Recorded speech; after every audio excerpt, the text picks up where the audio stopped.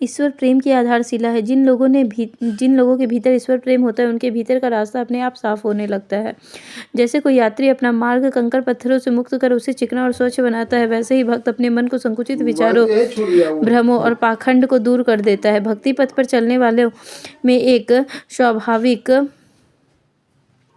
साहस जन्म लेता है, एक ऐसा सहारा जो मन को भीतर से शुद्ध करता है। यही शुद्ध शक्ति ईश्वर प्रेम की आधारशिला है। मन जब ईश्वर की ओर मुड़ जाता है तो वह भक्ति कहलाती है, और जब वही मन सांसारिक वस्तुओं, प्रसिद्धि, धन, शिक्षा या नाम की और दौड़ने लगता है तो वह आसक्ति हो जाती है। इसलिए प्रेम शब्द केवल ईश्वर के संदर्भ में ही अपना सच्चा अर्थ पाता है। जहाँ मन किसी आध्यात्मिक सच की ओर, सत्य की ओर बढ़ता है, वही प्रेम जन्म लेता है।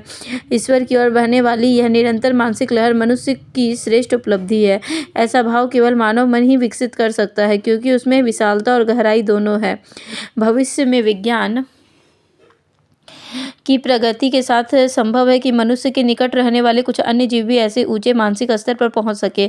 बंदर या कुत्ते मनुष्य से हीन अवश्य है, पर उतने हीन नहीं कि वे ईश्वर प्रेम को महसूस ही न कर सके। वास्तव में मनुष्य के सानिध्य में कुछ पशु मनुष्यों से भी अधिक संवेदनशील और आध्यात्मिक अनुभवों के प्रति ग्रहणशीलता दिखाई देते हैं। इसी भावना को समझने वाला एक प्रसंग अत्यंत शिक्षाप्रद है। एक सिद्ध तांत्रिक अपने प्रिय कुत्ते को गोद में बिठाकर भोजन कर रहा था।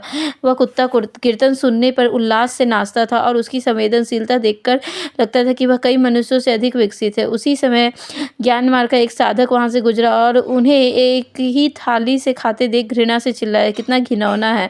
तांत्रिक शांत स्वर में बोला, मैं विष्णु हूँ और यह कुत्ता भी विष्णु है। यहाँ विष्णु ही विष्णु का अन्न ग्रहण कर रहे हैं, तो तुम इतने तिरस्कार से क्यों भर उठे। श्री श्री आनंद मूर्ति। धन्यवाद। राधे राधे।